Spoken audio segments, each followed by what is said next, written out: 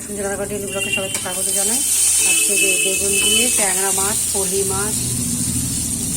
মাছ, ট্যাংরা মাছ আর কাটাপোনা মাছ সব দিয়ে বেগুন দিয়ে মাছের কারি করবো, আর এই মোরলা মাছের টক করবো।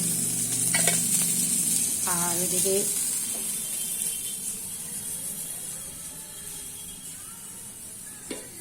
এখানে পুঁই শাকের চচ্চড়ি হয়ে গেছে, মাছের তেল দিয়ে করেছি এটা, আর ভাত তো হয়েছে। ব্লগটা দেখতে থাকুন।